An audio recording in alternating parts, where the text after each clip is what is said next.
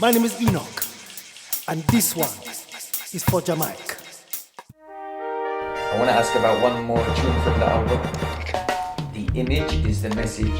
Could I briefly elaborate on the message in this tune? Yes, the image is the message. Well, images shape our reality. And because of the images that we see, we act on it unwittingly, subconsciously. We see something and we might forget the image, but yet it's there within us. And if you're weak-minded or let's say easily led, you will act upon these images because they constantly go through your mind. Be it where you walk down the street, you see pictures or TV and so on and so forth. So all of these images shape our reality.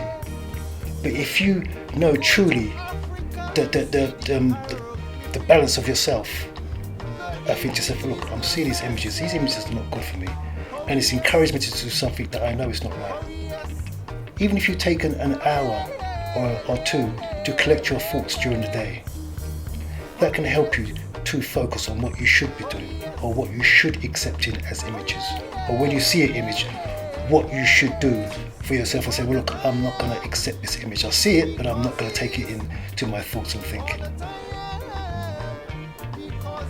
Yes, sir. For real. So yeah, the image is the message. It certainly is, because there are negative images and there are positive images.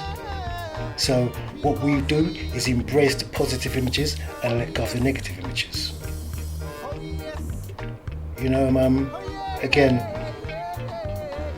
when we lose our equilibrium within ourselves, you know, anger is a thing. When you're angry, you think things you shouldn't. You say things you shouldn't. And you do things you shouldn't.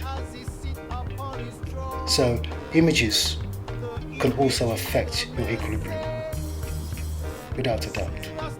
Yes, I saw in that tune as well, image is the message, that I mentions about King Solomon, Queen of Sheba, the lineage, also of course by His Imperial Majesty, Emperor Haile Selassie I. Could I tell us about the influence of His Imperial Majesty on your works and on the eye, and also why is it important for all of the world to know at least who His Majesty is? Let's put it like that. Well, because he is all and everything, from scion to the flesh of my mother and father in the womb to this moment. He is all things. Ancient Bible speaks of him, the King of Kings, the Lord of Lords, or the only one to open the seven seals. They'll look above and they'll look below. No one else can open the seven seals but him. When he was born, his father, Ras Enoch, didn't accept the fact that of the prophecy of who Haile Selassie would become. But yet, when they named him, his name was Rastafari. Now, if I go before that and I say to you, well, when before he was born, I think she had 8 miscarriages, and on the 9th belly he was born, and it was said that when he was born, the priest from the monastery will come and take him to the monastery with his umbilical cord still attached. Now, Ras Enoch didn't accept that at the time, but when he saw that the priest coming from the monastery, him not telling anybody that the pharaoh was born, and see them coming, then he accepted the prophecy. But again, from his lineage, from King Solomon and Queen of Sheba. Now, if you look at those lineages joined together into his Imperial Majesty, and separate, it's the beginning of time, where Queen of Sheba is lineage, and then you've got King Solomon's lineage, and then they come together and come into his Imperial Majesty. Yes, so that is all things, but I say this, only Almighty God can give you dimensional travel and quantum leap. Nobody no bigger than God. He is all things. So sometimes people will ask you a question, like the question will be like to prove, try to prove to them that he is Almighty God. Well, I'm saying they're under the illusion that I have to prove. I don't have to prove, I know. So he said, seek and you shall find, which is what I did as a young boy growing up. I went to many bookstores and I sat there with my sandwiches and I read certain books, and as you know, some books at the end of the book it sends you to another book. But I found that many books that were not attached to the Bible spoke of the King of Kings, the Lord of Lords, the conquering Lion of the tribe of Judah. It spoke of it time and time and time again. But as you pray, you soon realize who is in control. Oh yes, he is magnificent, beyond any shadow of a doubt. Rastafari, give thanks. Rastafari, Almighty God, Yes, sir. for he is magnificent. Whoa. And I should also ask about Empress Menen. You know, some of the topics we're reasoning about, like obviously Empress Menen is the one chosen by His Majesty to sit upon his right hand, crowned at the same time. What is as well the importance of Empress Menen in this whole? Well, joint partnership of a vibration. Because he, as you say, he chose her, but at the time she was I think she was married to somebody else at the time. But again, there is a reason for everything. There is no accidents in this world. So him being with Empress Menen, that's what was chosen to be. That was the path. So yeah, and from what I've read, she has done great things.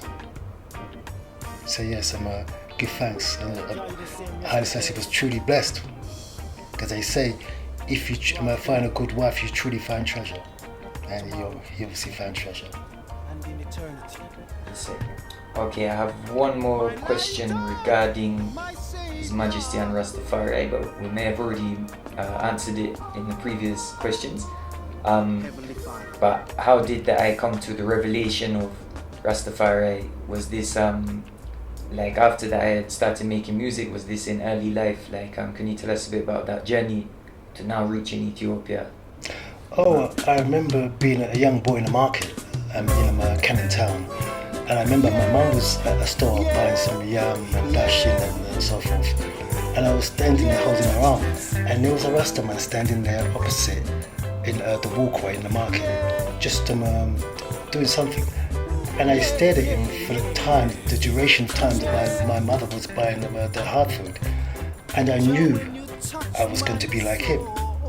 I didn't actually know the gravity of what it entailed, but I knew I was going to be like him.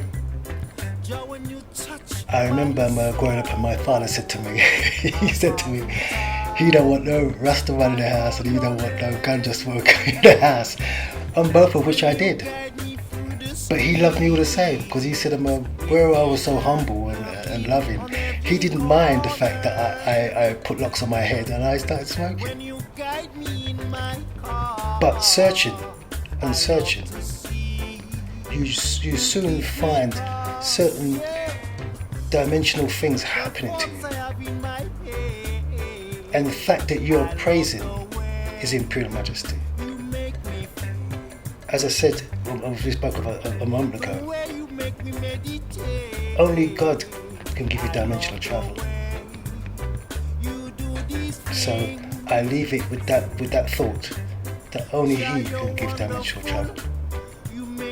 I'm not here to say that anybody else or whatever they have faith in or whatever they embrace is not what it is. That's not what I'm saying. But what I am saying is this: I know for myself who His Imperial Majesty is, 100%, without any shadow of a doubt.